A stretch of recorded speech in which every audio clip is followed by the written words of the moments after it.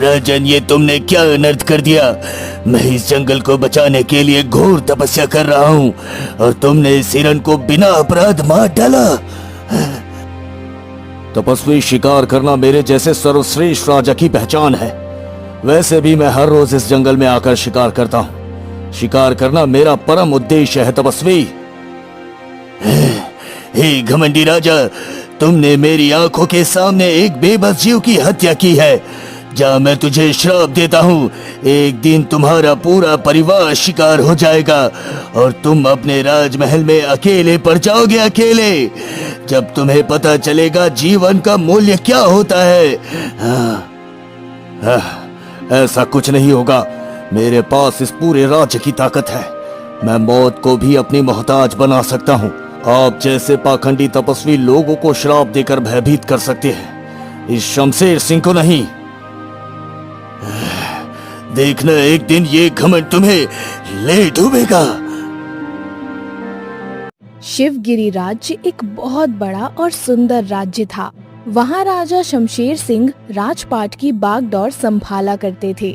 शमशेर सिंह को अपनी ताकत पर काफी ज्यादा घमंड था, क्योंकि उनके पास प्रजा की शक्तियाँ और सैन्य बल था। राजा की बहुत ही खूबसूरत रानी थी, जिसका पुत्र राजकुमार उदय था। एक दिन राजकुमार उदय शाही बाग में ताजी ताजी हवा का आनंद ले रहे थे। तभी वहाँ पर राजा शमशेर सिंह आ जाते हैं। राजकुमार उदय, हम चाहते हैं कि आप भी हमारी तरह जंगल में शिकार खेल के आओ। हम भी तो देखे आप कितने बहादुर हो। नहीं पिताजी, मैं अकेला जंगल में शिकार करने नहीं जाऊंगा।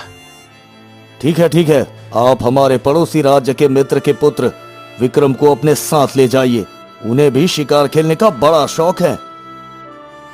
जैसी आपकी आज्ञा पिताजी।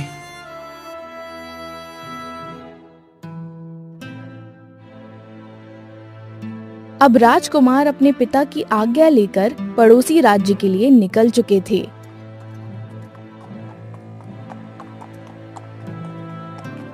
पड़ोसी राज्य के राजकुमार विक्रम को अपने साथ लेकर जंगल में शिकार करने के लिए निकल चुके थे। उदय, तुम काफी ज्यादा डरपोक हो। मैं तो शिकार खेलने अकेला जाता हूँ। मेरी तरह बहादुर बनो। ऐसा कुछ नहीं है मित्र, मैंने सोचा तुम्हें शिकार करने का बड़ा शौक है, इसीलिए साथ में तुम्हें बुला लिया। ओहो हो, वो तो घने जंगल में जाने के बाद ही पता चलेगा कि कौन पहले शिकार करता है। अगर मैंने पहले शिकार को मार गिराया तो तुम्हें मेरी शादी राजकुमारी मिथिला से करवानी होगी, और अगर तुम मेरे से पहले शिकार को मार गिराओगे तो मैं तुम्हारी शादी अपनी कौशल्या से करवा दूंगा। मुझे तुम्हारी शर्त मंजूर है मित्र, चलो आगे बढ़ते हैं। अब उदय और विक्रम दोनों घने जंगल के अंदर चले जाते हैं। तभी उन्हें एक खरगोश भागता हुआ दिखाई देता है। उठाओ अपनी धनुष राजकुमार उदय, वो रहा हम दोनों का शिकार। जो भी इस खरगोश को पहले मार गिराएगा वही शर्त का विजेता होगा। दोनों उस खरगोश का शिकार करने के लिए अलग अलग दिशा में चले जाते हैं। आज चाहे कुछ भी हो जाए, इस खरगोश को मेरा ही तीराघात करेगा, क्योंकि मैं भी राजा शमशेर सिंह का बेटा हूँ। हार मानना तो मेरे खून में भी नहीं है। और उस उदय से एक मक्खी नहीं मरती, वो शिकार क्या करेगा? खरगोश को तो मेरा ही तीर लगेगा। तीर लगते ही मैं शर्त जीत जाऊंगा और मिथिला से विवाह कर लूंगा। उदय, मुझे बचाओ, मेरी मदद करो। अरे ये क्या? ये तो मेरे मित्र विक्रम की आवाज है। मुझे लगता है वो जरूर किसी बड़ी मुसीबत में फंस गया है। मुझे विक्रम को बचाना होगा। ऐसा बोलकर राजकुमार उदय उस आवाज की ओर जाने लगता है। वो आवाज एक गुफा से आ रही थी। राजकुमार उदय उस गुफा के अंदर चला जाता है।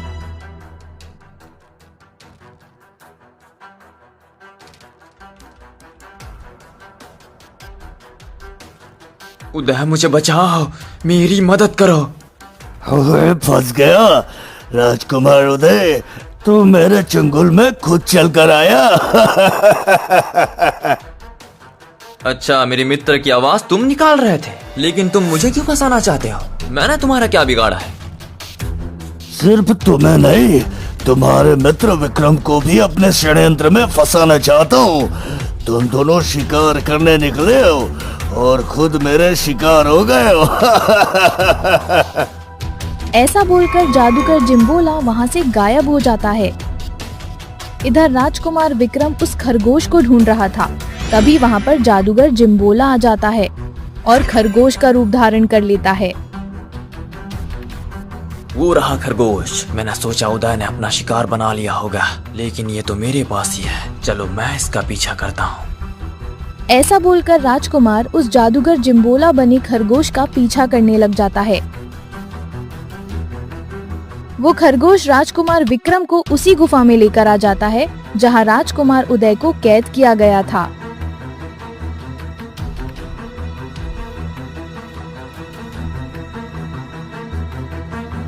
भाग जाओ विक्रम, यहाँ से भाग जाओ। ये कोई खरगोश नहीं बल्कि छलिया जादूगर है।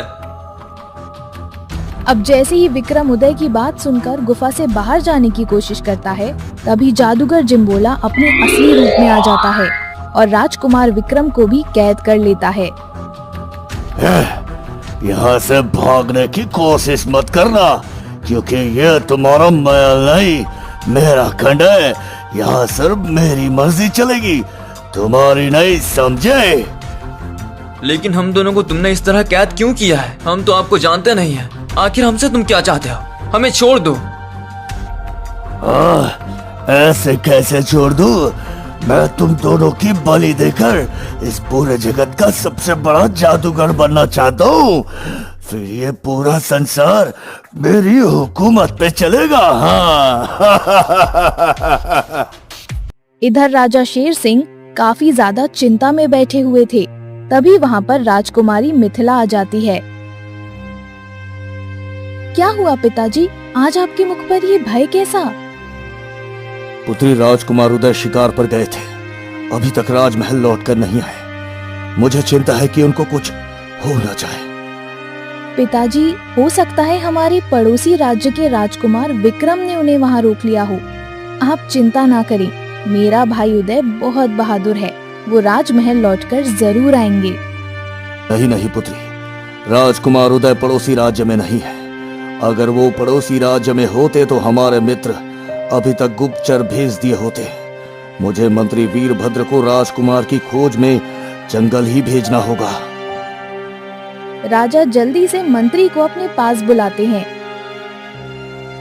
मंत्री जी, हमें लग रहा है राजकुमार उदय और राजकुमार विक्रम जरूर किसी मुसीबत में फंस गए हैं। आप सैनिकों को अपने साथ ले जाकर दोनों राजकुमारों का पता लगाइए। ठीक है महाराज, जैसी आपकी आज्ञा। ऐसा बोलकर मंत्री कुछ सैनिकों को अपने साथ लेकर जंगल की ओर निकल जाते हैं।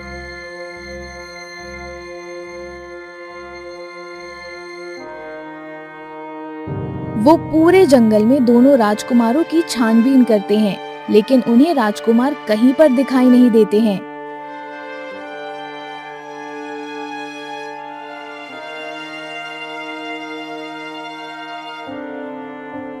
महाराज, हमने पूरा जंगल छान मारा, लेकिन दोनों राजकुमारों का कुछ पता नहीं चला।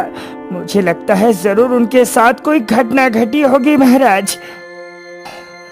मंत्री जी, लगता है अब मुझे ही कुछ करना होगा।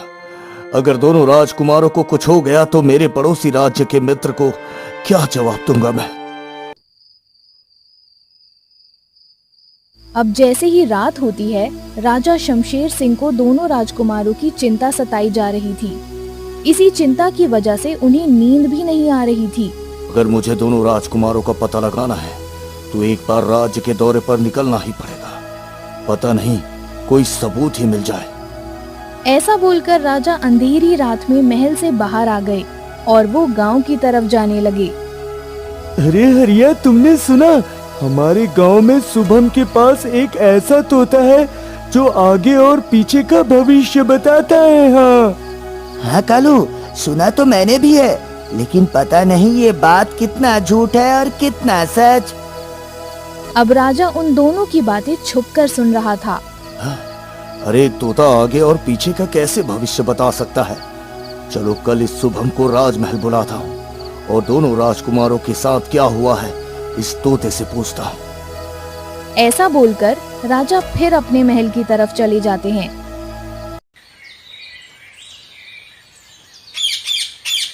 अगली सुबह राजा शमशेर सिंह शुभम को तोते के साथ राजसभा में बुलाते हैं। शुभम, हमने गांव वालों से सुना है तुम्हारा पालतू तोता आगे और पीछे क्या होने वाला है इसकी भविष्यवाणी करता है। जी प्रजापति, आपने सही सुना। मेरा तोता भविष्यवाणी करता है और वो आगे और पीछे होने वाली घटना का भी बखान करता है। शुभम, अगर तुम्हारी बात झूठ निकली तो तुम्हें कारावास की सजा भी हो सकती है, पहले ही सोच लो। हाँ महाराज, ये तोता अद्भुत है। ये मेरे पिताजी की आखिरी अमानत थी, तो मेरे नसीब में आ गई। अब इस तोते से कुछ भी पूछ लो, ये तुरंत होने वाली घटना का बखान अपने मुख से बोल कर करेगा। राजा दोनों राजकुमारों वाली सारी घटना उस तोते को बता देते हैं। तोता राजा की बात सुनकर कुछ देर के लिए अपनी आंखें बंद कर लेता है, फिर अचानक अपनी आंखें खोलता है। महाराज, दोनों राजकुमार अभी जिंदा हैं और वो जादूगर चिम्बोला के कैद में है। राजकुमार चिम्बोला अपनी शक्ति को दुगनी करने के लिए आने वाली अमावस्या को दोनों राजकुमार की बलि देने वाले हैं।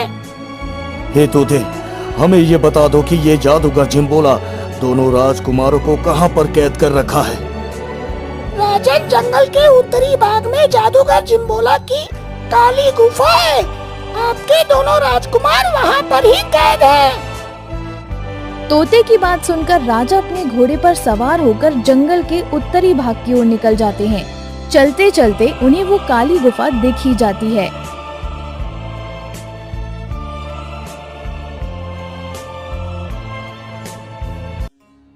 जादूगर जिम्बोला, छोड़ दे मेरे राजकुमारों को। मैं तुम्हें तुम्हारे षड्यंत्र में कामयाब होने नहीं दूंगा। ओए मूर्ख राजा, तुमने क्या सोचा वो तोता भविष्यवाणी करता है? नहीं, ये सारा खेल मैंने तेरे साथ खेला था ताकि तू अपने बेटे को बचाने के लिए जादूगर जिम्बोला के दरबार पर आए। लेकिन आखिर तुम मेरे ही बेटे को क्यों बलि देना चाहते हो? अगर तुम्हें शक्तिशाली बनना है तो तुम किसी और इंसान की भी बलि दे सकते हो। मुझे इन दोनों राजकुमारों की बलि नहीं देनी है। ये तो मेरी चाल थी ताकि तुम्हें यहाँ पर बुलवाकर अपनी शर्त पूरी करवा सकूं। कैसी शर्त? तुम मेरे दोनों राजकुमारों को आजाद कर दो। तुम जो भी बोलोगे वो मैं करने को तैयार हूँ। जब तक तुम मेरी शर्त पूरी नहीं करते तब तक दोनों राजकुमार मेरी हिरासत में रहेंगे। राजन, तुम्हारे पास बहुत कम समय है, जल्दी बोलो, मेरी शर्त पूरी करोगे? हाँ? आखिर क्या है तुम्हारी शर्त? मुझे विस्तार से बताओ। तो सुनो राजन, पहले इस गांव पर मैं और मेरी बहन हाका राज करते थे। रात होते ही पूरे गांव में हमारे डर से सन्नाटा छा जाता था। कोई भी गांव वाला सूरज छिपते ही जंगल के रास्ते में नहीं आता था। देखो भाई, हमें इस जादूगर जिम्बोला और उसकी बहन हाका का कुछ करना ही होगा, वरना कुछ दिनों में हमारे गांव में लोगों का आना जाना बंद हो जाएगा। अरे किशन, हम कर भी क्या सकते हैं? जो हो रहा है बस देख रहे हैं। ऐसा करते करते गांव में लोगों का आना जाना बंद हो गया, बल्कि यहाँ तक जंगल के सारे जानवर हमारे डर से जंगल छोड़कर भाग गए थे। एक रात मैं और मेरी बहन गांव की निगरानी करके जंगल की तरफ आ रहे थे, तभी हमें एक तपस्वी मिल जाता है। तपस्वी, ये जंगल हमारा है और तुमने इस जंगल के रास्ते से आने की गुस्ताखी कैसे की? लगता है तुम्हें हमारा भय नहीं है। बेटी, तुम अभी ना समझो, ये जंगल, पानी और हवा ईश्वर ने सभी को प्रदान की है। इस पर ना तो तुम्हारा हक है और ना ही मेरा। तपस्वी, इस जंगल पर तो सिर्फ हमारा हक है। अगर तुम यहाँ से जिंदा जाना चाहते हो तो तुरंत वापस लौट जाओ। हाँ। नहीं पुत्र, मुझे इस गांव से होकर गुजरना है, इसलिए मैं वापस नहीं लौट सकता। तुम मेरे बच्चे जैसे हो, मुझे जाने दो। वो तपस्वी जिद करके गांव की तरफ जाने लगा। तभी मेरी बहन ने अपनी काली शक्तियों से उस तपस्वी पर वार कर दिया। तपस्वी जी काफी ज्यादा क्रोधित हो गए और उन्होंने अपनी शक्तियों से मेरी बहन को अपने कमंडल में कैद कर लिया। मैं ये सब देखकर काफी ज्यादा डर गया और अपनी बहन को अकेला छोड़कर वहां से गायब हो गया। हे राजन, आप ही मेरी बहन को तपस्वी के कमंडल से आजाद करा सकते हो। हाँ, लेकिन वो तपस्वी मेरे कहने पर तुम्हारी बहन को आजाद कैसे करेगा? राजन, आप एक राजा है, पूरे राज्य की जनता आपका पालन करती है। वो तपस्वी जरूर आपकी बात मानेगा।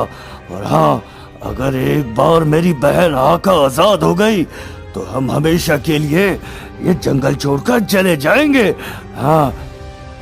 हाँ, ठीक है जादूगर जिम्बोला, मैं तुम्हारी बहन को उस तपस्वी के कमंडल से आजाद कराऊंगा। लेकिन वो तपस्वी मुझे कहां पर मिलेगा? राजन, वो तपस्वी उसी गांव की पहाड़ी पर धूनी जमा कर बैठा है।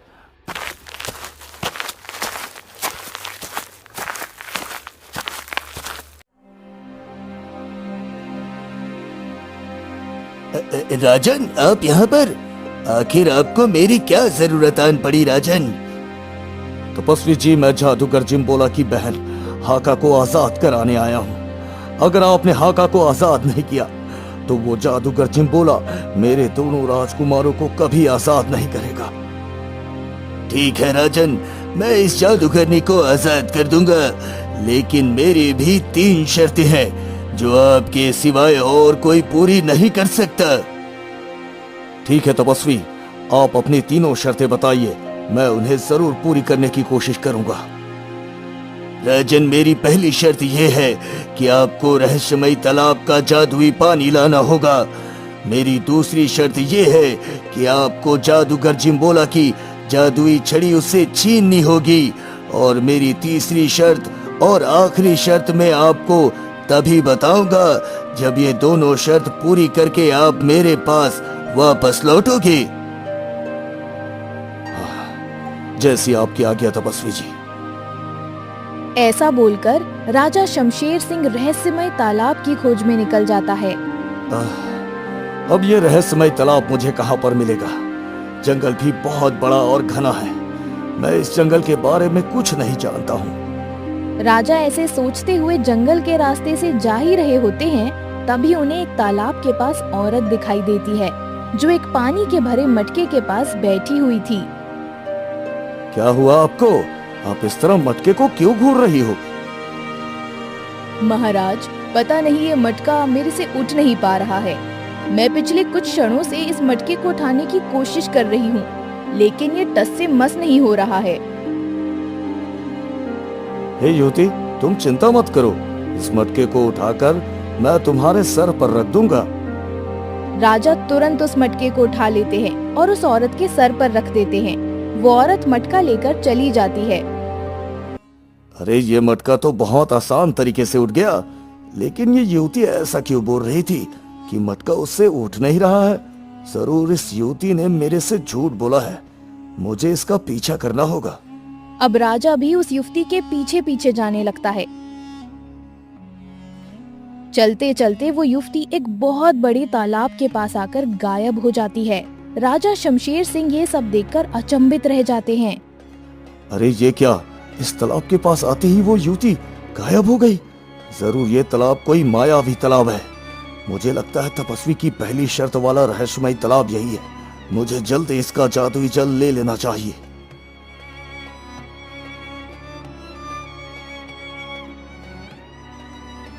अब राजा जैसे ही उस तालाब का पानी लेने की कोशिश करते हैं, तभी उस तालाब से आवाज आती है।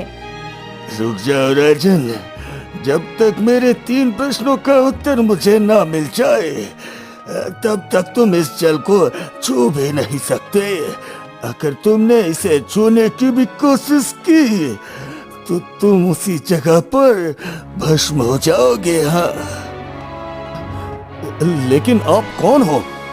सामने आओ। तभी अचानक उस तालाब से एक सुंदर मानुष प्रकट होता है।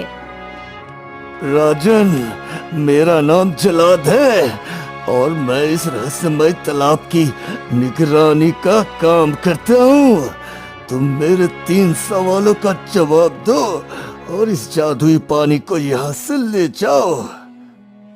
ठीक है, मैं तुम्हारे तीनों सवालों का जवाब देने के लिए तैयार हूँ। आप अपने सवाल प्रस्तुत करें। मेरा पहला सवाल, एक सर्वश्रेष्ठ राजा का सबसे बड़ा धर्म क्या है? एक सर्वश्रेष्ठ राजा का सबसे बड़ा धर्म उसकी प्रजा का हित करना होता है। अर्थशास्त्र में राजधर्म के बारे में कहा गया है कि प्रजा के सुख में ही राजा का सुख होता है और प्रजा के हित में ही उसका हित होता है। राजा का अपना स्वार्थ नहीं होता, बल्कि प्रजा का प्रिय ही उसका प्रिय होता है। अद्भुत अद्भुत अद्भुत! वाह राजन। मेरा दूसरा सवाल, मनुष्य का सबसे बड़ा मित्र और सबसे बड़ा शत्रु कौन है? मनुष्य का सबसे बड़ा मित्र और सबसे बड़ा शत्रु उसका मन ही होता है। मन एक ऐसा मित्र है जो सही मार्ग भी दिखा सकता है और सही मार्ग भुला भी सकता है। अति उत्तम राजन, अति उत्तम। मेरा तीसरा सवाल ये है कि एक सिद्ध पुरुष की क्या पहचान होती है? हे जलाद, सिद्ध पुरुष वो होते हैं जिनकी कोई इच्छा नहीं होती। परमात्मा की स्मृति, योग साधना से ही उन्हें तृप्ति मिलती है। वो जो संकल्प करते हैं वो सिद्ध यथार्थपूर्ण होता है। उनके बोल जैसे कि वरदान के लिए होते हैं। वाह प्रजापति, आपने मेरे तीनों प्रश्नों के उत्तर बखूबी दिए। आप मेरा जादुई पानी ले जा सकते हो। राजन, तुम्हारा कल्याण हो, कल्याण हो। ऐसा बोलकर जल्लाद वहां से गायब हो जाता है। अब राजा उस रहस्यमय तालाब का जादुई पानी लेकर वहां से चल दिए और सीधे जादूगर जिम्बोला के पास आ गए।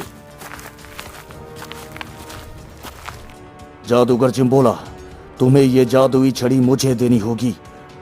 ये छड़ी क्या चीज है प्रजाजनक? मैं अपनी बहन को आजाद कराने के लिए पूरी दुनिया वार दूं?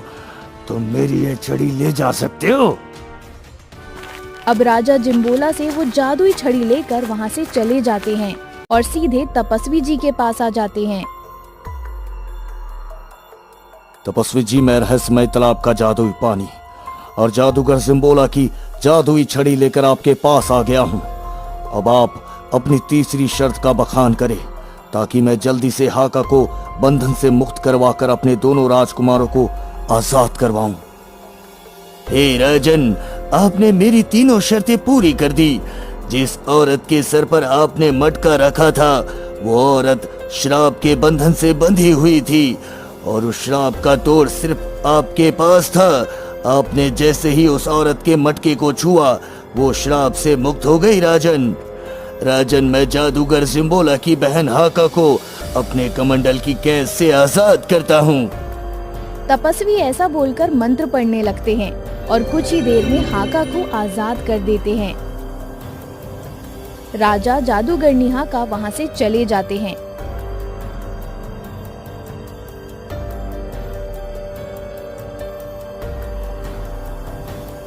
और सीधा जादूगर जिम्बोला के पास आ जाते हैं। जादूगर जिम्बोला अपने बहन को देखते ही दोनों राजकुमारों को आजाद कर देते हैं। हे प्रजापालक, मैं ये एहसान आपका जिंदगी भर नहीं भूलूंगी और आज के बाद हम दोनों हमेशा के लिए ये गांव और जंगल छोड़कर चले जाएंगे। मैं आप तीनों से माफी मांगना चाहता हूँ। ये सब षड्यंत्र मैंने अपनी बहन हाका को आजाद कराने के लिए रचा था। मुझे माफ कर दो। जादूगर जिम्बोला, हमने तो तुम्हें उसी समय माफ कर दिया जब हमें पता चला कि तुम अपनी बहन के लिए कुछ भी कर सकते हो। मैं तो चाहता हूँ कि हर बहन को तुम्हारे जैसा भाई मिले। अब जादूगर जिम्बोला और उसकी बहन हाका हमेशा के लिए वो जंगल छोड़कर चले जाते हैं। इधर राजा दोनों राजकुमारों को आजाद देखकर काफी ज्यादा खुश थे। राजकुमार उदय, हमें माफ कर दो। हमने ही आपको शिकार के लिए बोला था। अब हम कभी भी आपको शिकार के लिए नहीं कहेंगे। नहीं पिताजी, आपकी इसमें कोई गलती नहीं है। जो होता है वो अच्छे के लिए होता है। ऐसा बोलकर सभी राजमहल की तरफ रवाना हो जाते हैं। इधर राजा शमशेर सिंह ने अपनी बेटी मिथिला का विवाह राजकुमार विक्रम के साथ करवा दिया था। इधर पड़ोसी राज्य के राजा भानु प्रताप ने भी अपनी राजकुमारी कौशल्या का विवाह राजकुमार उदय से करवा दिया था।